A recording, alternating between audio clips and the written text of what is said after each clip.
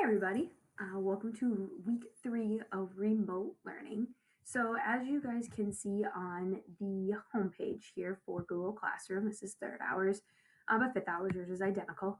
If you scroll down here, starting down here with the Geo Plans, this is the plan of attack for the week. So if you click on this link here, you're going to see what you are responsible for this week. So notice Monday, which officially is like your Tuesday since you don't officially have to log on today, you're going to watch the 34.1 part 1 video. Okay, so reminder, when you log on to Edpuzzle, you're just going to use your PSHS email. You're going to log in with Google with the PSHS email and type in your PSHS password, and you'll be logged in. You go up to your classes at the top of the page and be able to see these assigned videos. If you don't have access to a laptop, that's cool too. Just go onto the Edpuzzle app, and the same way that'll all be there for you. You guys will watch it just like you did last week. And there's some questions embedded in here for you as well. With those videos, be aware on here I've put the instructions here. I've put a PDF of the notes.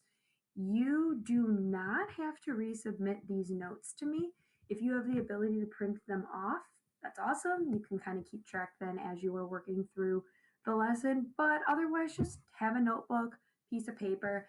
These are the notes you'll be following along with the video. So just kind of so you have an idea as well. You do not have to resubmit these to me though.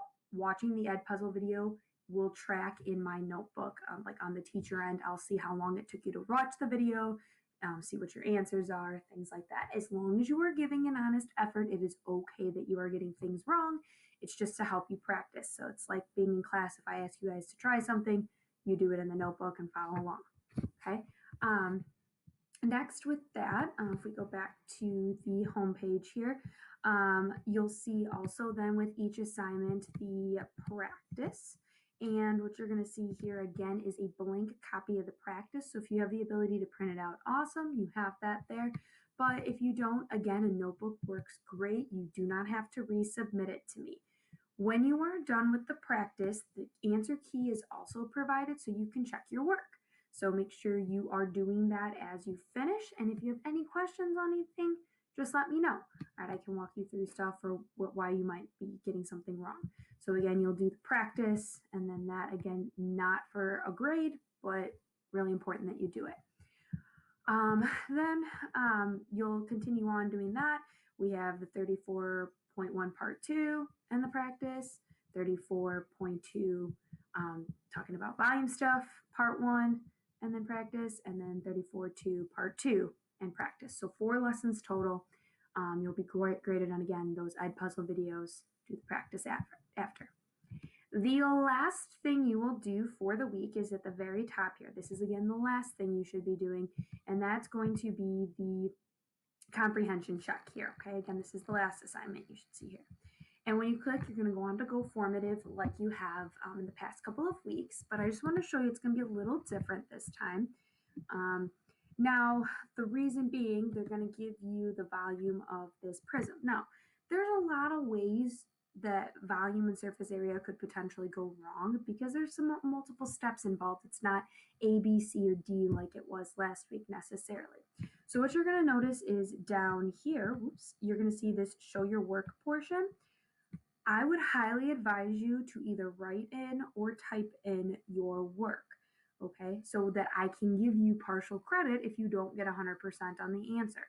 I can give you 5 out of like half a point, or I can give you 0.7 out of 10, whatever it may be, depending on what you did wrong with your work. Maybe you just added something wrong and it's not that much of a point off, okay? You could feel free to write it in freehand like this, 1 plus 2 here. You can type like that.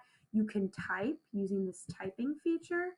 You can say 1 plus 2 equals perimeter, things like that. You could type out your work and then the next line, okay, my surface area, I got, you could type things out before you type in then the final answer after your work.